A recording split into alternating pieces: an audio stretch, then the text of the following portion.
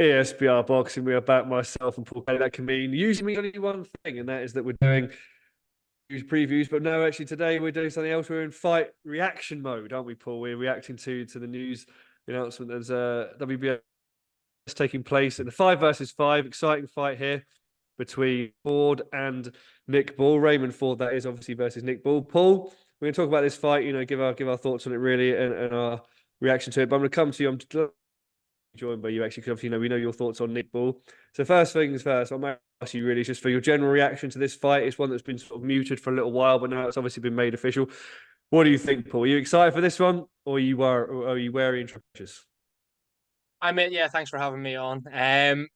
Yeah, self-proclaimed biggest Nick Ball fan at ESBR. I think there's no doubt about that.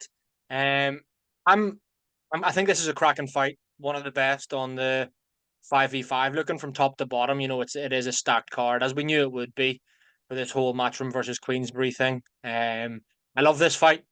Think, I'm not surprised that we're getting it, but at the same time, I it wasn't that long ago. It was only about a month or so ago, or 6 weeks ago, after Ray Ford became world champion against Kolmatov, that he then put, he said in an interview, no, he ruled himself out of the 5v5. So we thought, is this fight ever, is it actually going to happen? And then here we are. Obviously, it has happened. Official press conference, obviously, today as well for all of the fights on the card, obviously, as well as Bivol Baturia. But the actual fight itself, mate, yeah, I love it. I really love this fight. I think it's fair play to Nick Ball for stepping right in there again after the draw with Ray Vargas last time out in Saudi. Obviously, Ray Ford as well. Losing the fight against Kolmatov, kind of looked backs against the wall and pulled out a stupendous knockout right at the end of the fight to become world champion. Like, that's what a dream that was for him to become world champion. Now making his first defense. And it's a really interesting one, mate. Yeah. I love the fight. I'm sure we'll get into it more with initial predictions and thoughts on it as well as this video progresses. But yes, mate, I'm certainly looking forward to it, as I am with the whole 5v5 card. No, I'm so to be honest with you, I actually completely agree with what you're saying. This is one of the best fights on the card for me out of the 5 versus 5, and I'm surprised actually we're getting it again. Like you mentioned, the real prize is because I think for me it's the number of fights they've had. So Ray Ford's what 15-0, obviously with his one draw. Ball's had a few more fights than that, 19, obviously, one with his draw as well. But it's like you're sitting there thinking, actually, you probably get this fight maybe with both guys more sort of 25, 26 pro fights in. Like it's quite rare to see someone like Ray Ford sort of 15 wins in having this sort of fight, sort of cachet. So for me, even though it's obviously for the title, but it's quite rare to see these guys sort of matched in this way. And I think obviously to the matchmakers for getting this over the line. We've mentioned she mentioned obviously the look at the CVs recently. Nick Ball, he had that that draw, didn't he, recently with Ray Vargas, and obviously mentioning Raymond Ford has that victory over Kolmatov, like you said, losing the fight, that victory over Magdalena. So obviously has pedigree coming into it. But I was thinking, let's get your thoughts on who you think's actually coming in, maybe necessarily with more pedigree, but also with more experience, because Ball's at the stage of Ford, but you can maybe say Ford's fought slightly better opponents, whichever his last two fights. How do you see it, Paul? Do you see like the records being comparable? Do you see them both kind of at the same stage of their development, or do you see one maybe being slightly ahead than the other at this stage? Yeah, I mean, it's a really interesting one. I think obviously you've got to kind of say the pedigree, so to speak, is with Ray Ford because he's the one that holds the world title. He's the world champion. Nick Ball had the chance to become world champion last time out. Whether you think he won the fight or not, he didn't leave the ring in Riyadh with that belt against Ray Vargas. Partly down to his very slow start. I think it's fair to say a lot of people had him winning basically every round from the midway onwards, but it was those first 4 or 5 rounds that Nick Ball was still in the dressing room, and Ray Vargas picked up those early rounds. But in terms of pedigree, mate, I think yeah, you kind of have to give it to Ford, despite maybe not having as many.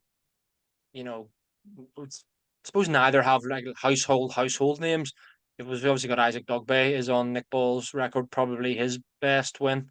Then obviously Ford obviously got that win against Kolmatov. Kolmatov was a wrecking ball. A lot of people didn't want to fight him at featherweight. He was kind of the one you wanted to avoid. Ray Ford had the balls to go in there and was up against it down on the card and pulled it out of the bag. So fair play to him. He'll be riding the crest of a wave. So I think the pedigree kind of goes with Ray Ford with me, even though he's had less fights. But it's an interesting one, mate. Yeah. I don't know your thoughts. I'm gonna flip that back on you. What do you think? And also, I'm just actually going to add my own question to you. I know you're the one hosting this video, but do you think that, before we come to predictions at the end, do you think that the weight could play a factor here? Because a lot of people saying that there was rumors Ray Ford, after that Kolmatov fight, was just going to move up to super featherweight straight away. So maybe rumors that he's struggling at featherweight, but he's obviously continuing there. Could you see that favouring Nick Ball in the long run too? Very good question, Paul. I think CV wise, I think it's fairly comparable, to be honest with you. I might, on paper, I'd maybe edge slightly towards Ray Ford, but then also I think that's because Dogbo's actually fairly maligned. I think that's actually a very good victory from Nick Ball, which doesn't necessarily get the respect it deserves, to be perfectly honest with you. So I can see those comparable. The weight one, very, very interesting. Like we saw, obviously Ray Ford, if he's struggling or not, he's still got carries power. So for me, I think it might play a bit of an effect in it. But equally, you know, what also will play an effect in it is, I think, size. And you look at like the difference in size again when Nick Paul fights compared to some of these guys, you obviously lose the height advantage again here. So that might play a part as well. But I think we're going to give predictions. Obviously, we're going to come to predictions now. But before, or part of that prediction, Paul, what I want to ask you actually is whether you think this fight will go the distance or whether it will stop prematurely, which will obviously you understand when you give your prediction. Because I like using this phrase. You know, I'm trying to watch as I can, but I like referring to Nick Ball as a wrecking ball, and he's obviously got 11 KOs in 17, Ford with 8 and 15. But yeah, so the question for you first off, Paul, will the distance? Will it not go the distance? And who wins and how, please?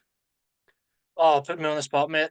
If it going the distance, I'm going to say yes, it does go the distance. By obviously Ray Ford having that knockout last time out, both kind of have a similar percentage knockout. Maybe Nick Ball's a little more, but I don't actually see either man getting stopped here. I definitely don't see Nick Ball getting stopped. I don't know why. He just strikes me as someone that doesn't get knocked out. I don't, just because he's like small and very dense or something. I don't know. There's something about his physique or whatever. I'm just like, he's definitely got a granite chin.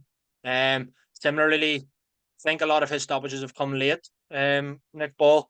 So if he is going to stop Ray Ford, it would have to be late on. But I don't see it. And in terms of predictions, I love Nick Ball, and I'm going to back him here. I think he's definitely going to be the underdog, and I'm not expecting him to win. You know, I wouldn't be surprised if he lost, to be honest with you. But you know me, I couldn't back against him, so I'm going for a Nick Ball, decision victory, split majority, whatever it may be. But yeah, Nick Ball on points, mate. What about you? Go on, Paul. To be honest, this is a really close fight for me. I'm actually struggling to predict this one. I agree with you, though. I do think it will go the distance. I also agree with you. I don't, even though Ford carries power, again, there's something about the sort of physiology he has. I just don't see how he has. I don't see it happening. I'm going to actually go the other way slightly. I'm going to back Ford on points. But to be honest with you, I'm not overly confident see a world where Nick Ball wins on points as well. I'm literally sort of 55, sort of 45. So yeah, I'm not doing it just to disagree with you. I just at this stage slightly see him getting over the line. Maybe I keep saying when Nick Ball fights that the height advantage, maybe the slight height and reach advantage will play. But you know, I said that with Vargas and it didn't. So that could be wrong. So I think maybe I keep writing off, Nick Ball and he'll keep. But that's all we've got time for today, Paul. Thank you very much for joining me, guys. Let us know in the comments how you see this fight playing out, what your initial kind of reactions and are towards it, and also maybe where you rank it actually on the sort of 5 versus 5 card. Is this one of your sort of favorites you're looking forward to, or is it a kind of middling, or are you looking forward to other fights instead of this? We'll have obviously other content coming up. We've obviously got previews and reaction to all the other fights that have been announced on the event, as shows, big fight breakdowns, all that stuff on the channel. Check it out for that. Paul, thank you very much for joining me, mate. And as always, guys, thank you very much for watching. Cheers, guys.